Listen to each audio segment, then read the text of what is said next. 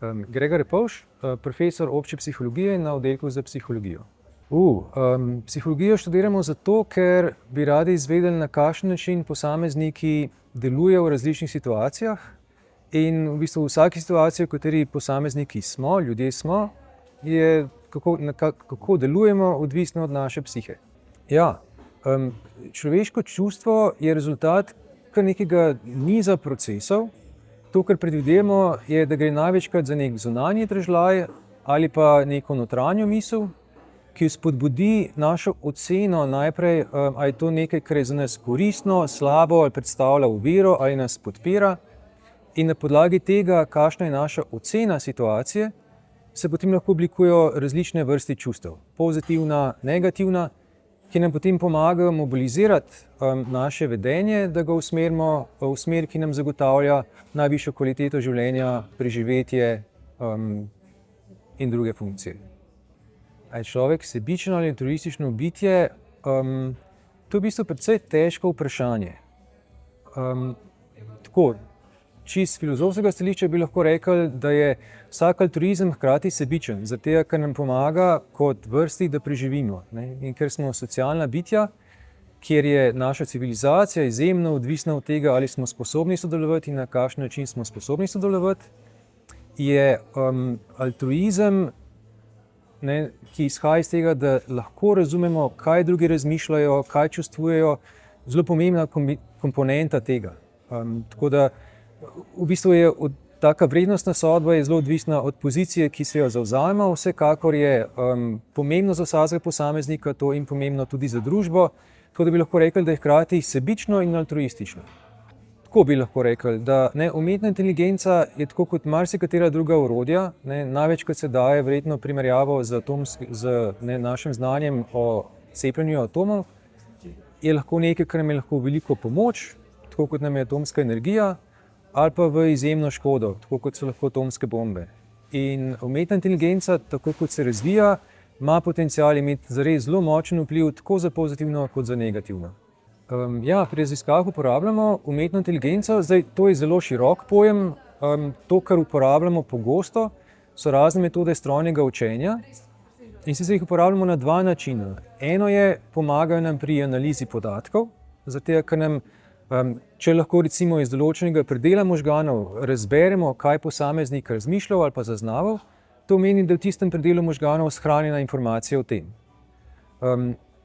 Druga možnost pa je, umetno inteligenco lahko uporabljamo kot model tega, kako ljudje razmišljamo in nam pomaga lahko na ta način pristopati k razumevanju našega uma.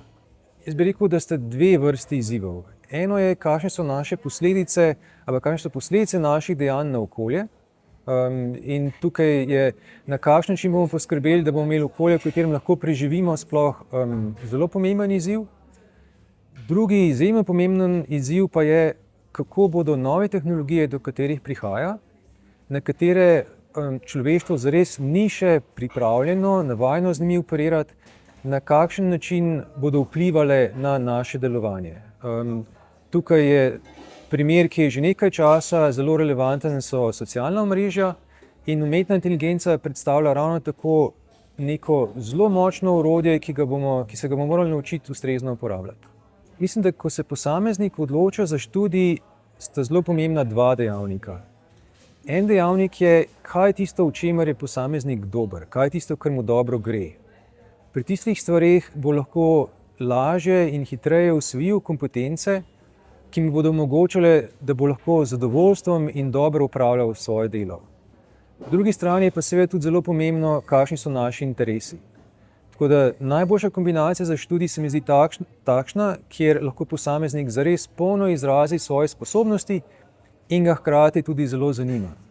Pri čemer se mogoče splača dodati, da velikokrat je to, kaj nas zanima, čisto stvar zavestne odločitve in se lahko odločimo, da nas nekaj zanima ali pa ne zanima. Zakaj so nekateri bolj pametni od drugih? Na to se da podati več odgovorov. Zato, ker tudi, ko govorimo o inteligenci, govorimo o dveh vrstah inteligence. Eno je fluidna inteligentnost, to je, bi lahko rekli, naša surova sposobnost procesiranja informacij. In ta je v veliki meri odvisna čisto od naših genetskih sposobnosti in razvoja. Druga vrsta inteligence je pa kristalizirana inteligenca, lahko bi rekli tudi modrost. Ta temelji pa na znanju in izkušnjah, ki smo si jih pridobili. In ta ravno tako vpliva na to, kako uspešni bomo pri reševanju problemov, in to je nekaj, na katero imamo tudi sami vpliv. Z pridobivanjem čim več znanja, izkušenj si lahko izboljšujemo našo sposobnost reševanja problemov in na ta način postajamo pametnejši. To, kar nas trenutno precej zaposluje, mene osebno in ostale člane v našem laboratoriju, je, na kakšen način vzdržujemo informacije v našem delovnem spominu. Torej, kako za kratek čas lahko vzdržujemo tiste informacije, ki nam omogočajo izvedbo tekoče aktivnosti. In en izmed razlogov, zakaj nas to zanima, je, ker je to ena izmed sposobnosti, ki je zelo hitro okrnjena, oškodovana pri različnih boleznih in poškodbah možganov. To se potem navezuje na naše drugo pomembno zanimanje in to je to, na kakšen način, oziroma kako razumeti, zakaj prihaja do različnih težav, oškodovanj v našem kognitivnem delovanju, kako prepoznavati posameznike s takimi težavami in kako jim na najbolj učinkovit način pomagati. Kaj smeh je, pa zakaj se smejemo, je izjemno zanimivo vprašanje, na katerega je zagotovo več različnih, povsem veljavnih odgovorov. Smeh je en izmed načinov socialne komunikacije. S smehom lahko oblikujemo nek odnos, nek kontekst, ki je potem pozitiven. Smeh se dostikrat pojavi takrat, kadar je nekaj nepričakovanega. Vse šale temeljijo na tem, da nekemu pričakovanemu zaporedju sledi nekaj povsem novega, nepričakovanega. Tako da smeh lahko na ta način izraža neko nepričakovan razplet in hkrati smeh deluje tudi sproščujoče. Tako da to so vsaj 3 take funkcije smeha, zagotovo bi se dalo pa najti tudi še druge.